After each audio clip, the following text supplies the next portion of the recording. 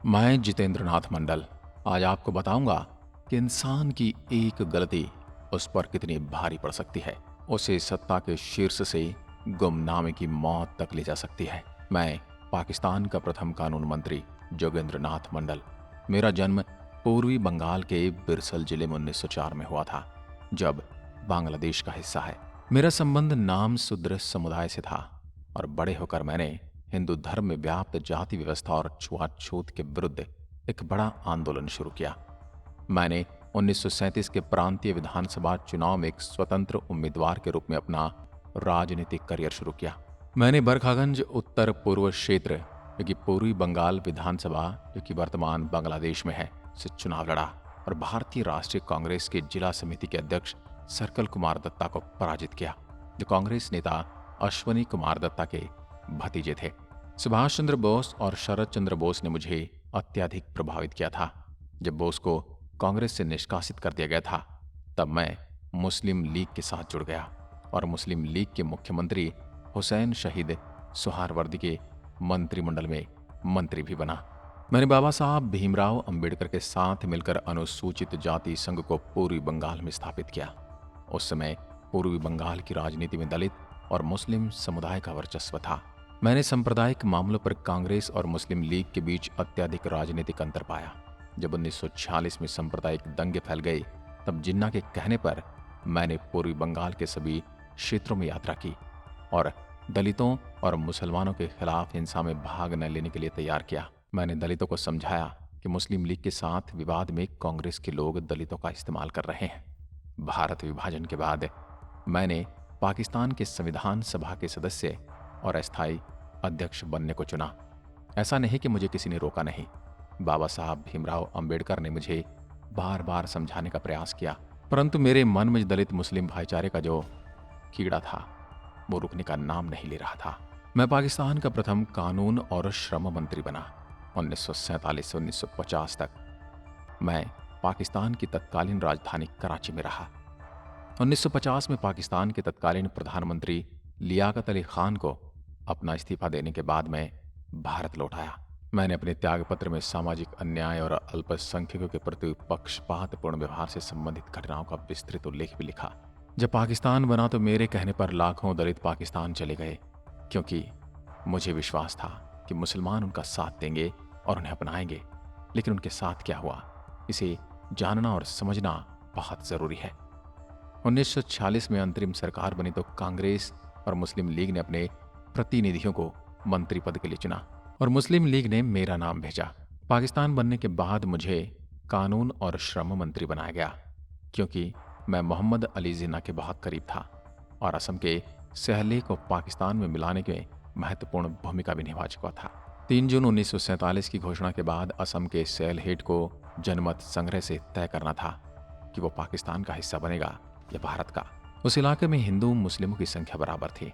जिन्ना ने उस इलाके में मुझे भेजा और मैंने कहा, वहां दलितों का मत पाकिस्तान के पक्ष में झुका दिया, जिसके बाद सैलहेट पाकिस्तान का हिस्सा बना, जो आज बांग्लादेश में है। पाकिस्तान निर्माण के कुछ समय बाद ही गैर मुस्लिमों को निशाना बनाया जाने लगा।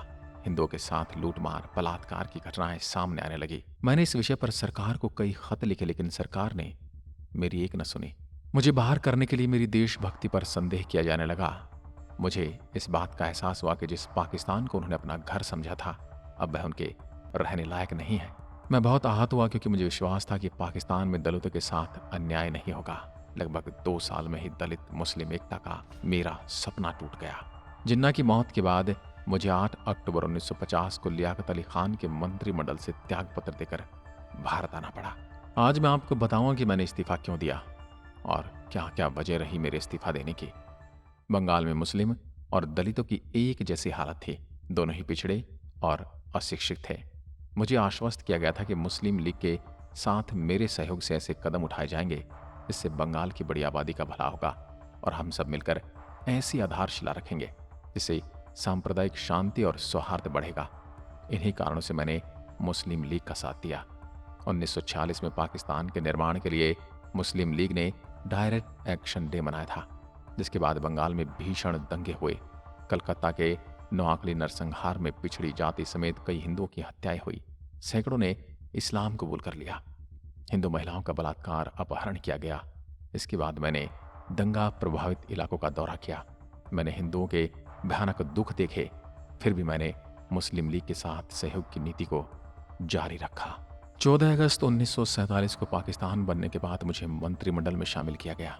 मैंने ख्वाजा नजीमुद्दीन से बात कर ईस्ट बंगाल की कैबिनेट में 2 पिछड़ी जाति के लोगों को शामिल करने का अनुरोध किया। उन्होंने मुझसे ऐसा करने का वादा भी किया, लेकिन इसे टाल दिया गया, जिससे मैं बड़ा हताश हुआ और मुझे अब थोड़ा थोड़ा पछतावा भी होने लगा था। दलितों पर हुए अत्याचार की कई घटनाओं का जिक्र मैं आपके सामने कर रहा हूँ। गोपालगंज के पास दिघर कुल में एक मुस्लिम की झूठी शिकायत पर स्थानीय नामशूद्र परिवार के साथ क्रूर अत्याचार किया गया। पुलिस के साथ मिलकर स्थानीय मुसलमानों ने नामशूद्र समाज के लोगों को पीटा और घरों को लूटा। एक गर्भवती महिला की इतनी बेरहमी से पिटाई की गई, उसके मौके पर ही गर्भपात हो गया। निर्दोष हिंदुओं, विशेष रूप से पिछड़े समुदाय के लोगों पर सेना और पुलिस ने हिंसा को बढ़ावा दिया। सैलहेट जिले के हबीबगढ़ में निर्दोष हिंदू पुरुषों और महिलाओं को पीटा गया। सेना ने न केवल निर्दोष हिंदुओं को बेरहमी से मारा, बल्कि उनकी महिलाओं को सैन्य शिविरों में भेजने के लिए मजबूर किया गया, ताकि वो सेना की कामों की इच्छाओं को पूरा कर सकें। मैं इस मामले को आपके संज्ञान में लाया था। मुझे इस मामले में रिपोर्ट के लिए आश्वस्त किया गया, लेकिन रिपोर्ट कभी आई ही नहीं। मैं आपको एक और घटना बताता हूँ। खुलना जिले के कलशेरा में सशस्त्र पुलिस, सेना और स्थानीय लोगों ने निर्दयता से हिंदुओं के पूरे गांव पर हमला किया। कई महिलाओं का पुलिस, सेना और स्थानीय लोगों द्वारा बलात्कार किया गया। मैंने 28 फरवरी 1950 को कलशेरा और आसपास के गांव का दौरा किया। जब मैं कलशेरा में गया तो देखा वह स्थान खंडहर में बदल चुका है।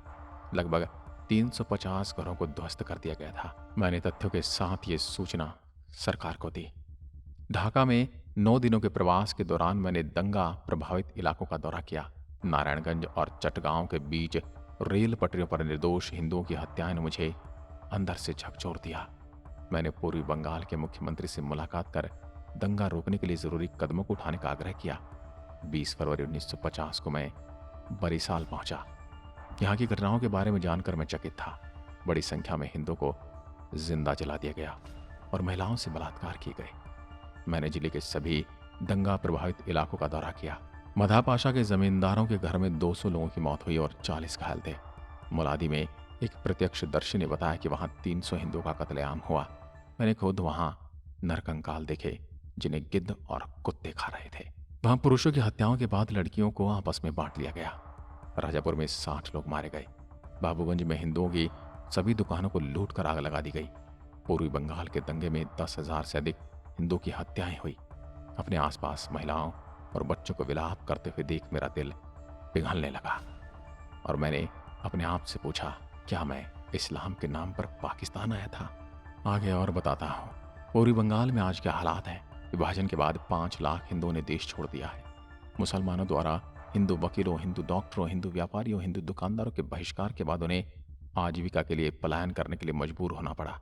मुझे मुसलमानों द्वारा हिंदुओं के बच्चों के साथ बलात्कार की लगातार जानकारी मिल रही है। हिंदुओं द्वारा बेचे गए सामान की मुसलमान पूरी कीमत नहीं दे रहे हैं। पाकिस्तान में इस समय न कोई न्याय है, न कानून का राज, इसलिए हिंदू अत्यधिक चिंतित है। पूर्वी पाकिस्तान के अलावा पश्चिमी पाकिस्तान में भी ऐसे ही हालात हैं। विभाजन के बाद पश्चिम पंजाब में 1 लाख पिछड़ी जाति के लोग थे। उनमें से बड़ी संख्या को बलपूर्वक इस्लाम में परिवर्तित कर दिया गया। मुझे एक लिस्ट मिली है जिसमें 363 मंदिरों और गुरुद्वारे मुस्लिमों के कब्जे में हैं। इनमें से कुछ को मोची की दुकान, कसाई खाना और होटलों में तब्दील कर दिया गया है। मुझे जानकारी मिली है सिंध में रहने वाली पिछड़ी जाति की बड़ी संख्या को जबरन मुसलमान बनाया गया है। इन सब का कारण एक ही है, हिंदू धर्म को मानने के अलावा इनकी कोई गलती नहीं थी। मेरा खत अभी समाप्त नहीं हुआ है। पाकिस्तान की पूर्ण तस्वीर तथा उस निर्दयी एवं कठोर अन्याय को एक तरफ रखते हुए मेरा अपना अनुभव भी कम दुखदायी और पीड़ादायक नहीं है। आपने प्रधानमंत्री और संसदीय पार्टी के पद का उपयोग करते हुए मुझसे एक वक्तव्य जारी करवाया गया था, जो मैंने 8 सितंबर को दिया था। आप जानते हैं, मेरी ऐसी मंशा नहीं थी कि मैं ऐसा असत्य और असत्य से भी बुरा अर्ध सत्य वक्तव्य जारी करूं। जब तक मैं मंत्री के रूप में आपके साथ और आपके नेतृत्व में काम कर रहा था, मेरे लिए आपके आग्रह को ठुकरा देना मुमकिन नहीं था। पर अब मैं और अधिक झूठ, दिखावा तथा असत्य को अपनी अंतरात्मा पर नहीं थोप सकता। मैंने अब निश्चय किया है कि मंत्री के तौर पर अपना इस्तीफा दे दूं। मुझे उम्मीद है आप बिना किसी देरी के इसे स्वीकार करेंगे। आप इस्लामिक स्टेट के उद्देश्य को ध्यान में रखते हुए अब इस पद को किसी को भी देने के लिए स्वतंत्र हैं। पाकिस्तान में मंत्रिमंडल के इस्तीफे को देने के बाद मैंने भारत का रुख किया। उसके बाद मैंने अपनी ज़िंदगी में कभी खुलकर नहीं जिया। कुछ वर्ष गुमनामी की ज़िंदगी जीने के बाद 5 अक्टूबर 1968 को पश्चिम बंगाल में मैंने आखिरी सांस ली, और शायद यही मेरे लिए सही अंत था। मेरी ये गुमनाम मौत हजारों लोगों के लिए नसीहत है कि जिंदगी में कुछ गलत फैसले आप पर ही नहीं, आपको जानने पहचानने और आपकी मानने वालों को भी भुगतने पड़ते हैं। जो पाकिस्तान में मेरे कहने पर गए दलित हिंदुओं को भुगतने पड़े, इसके लिए मैं अपने आप को कोसता रहा और जीवन पर्यंत मुझे इस बात का पछतावा रहा। आज की वीडियो में बस इतना ही। धन्यवाद। जय हिंद, जय भारत।